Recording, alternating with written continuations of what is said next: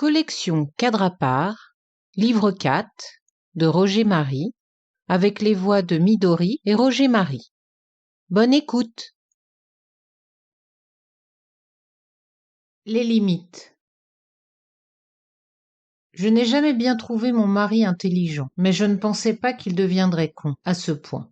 Cette mauvaise appréciation a été un handicap au quotidien, et il m'a été très difficile de parcourir les premières années de ma vie d'adulte avec un minimum de sérénité. Comme beaucoup de jeunes filles en fleurs, je me berçais de douces illusions en pensant qu'avec le temps, il changerait, s'améliorerait et s'ouvrirait davantage. Son éducation rigide, les nombreux coups qu'il prenait sur la gueule pour son bien, lui avaient bloqué certains réflexes que je pensais inhérents à tous.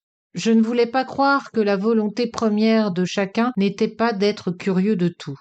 Avoir faim de connaissances coulait de source. En toute bonne foi, je croyais que libéré du joug paternel, mon époux montrerait des signes d'intérêt pour ce que j'estimais fondamental, à savoir réfléchir avec sa tête, puis analyser ses automatismes.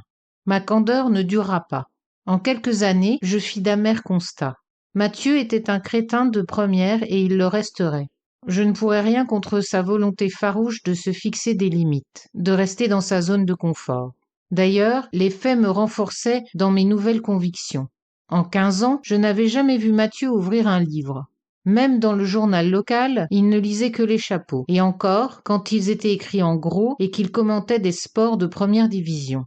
Ça ne l'empêchait pas de discuter avec ses camarades de boisson pendant des heures après le taf, tandis que je torchais notre sotte engeance d'une main tout en préparant la bouffe de l'autre. Parler pour bouger leur bouche sur des sujets qu'ils ne maîtrisaient pas, se la raconter, ne les gênait pas plus que ça. Le marrant avec les imbéciles, c'est qu'ils s'amusent de leur imbécilité. Au 3e chiard, j'ai décidé d'arrêter les frais. D'autant plus ardemment que sur mes 3 enfants, il y en avait un de particulièrement abruti, aux gènes particulièrement mal répartis.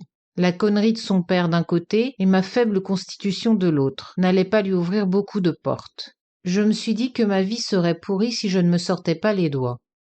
Il était pourtant prometteur, le Mathieu. En réalité, il était surtout beau, musclé, sportif. Ses maladresses me faisaient rigoler parce qu'à l'époque, je les prenais pour de l'humour. En fait, ce n'était que des maladresses. Il me fixait avec un sourire tranquille, me disait que j'étais belle et se fendait d'un je t'aime que je souhaitais sincère. Mais Mathieu n'aimait que l'idée de l'amour et n'adulait en moi que mon salaire d'enseignante, garanti sur facture. Et oui, c'est triste à pleurer des épines. Avec le recul, j'arrive à me souvenir des bons moments, mais ça ne me suffit plus. Parce qu'à force de l'entendre déblatérer, je me lasse. Je me désespère.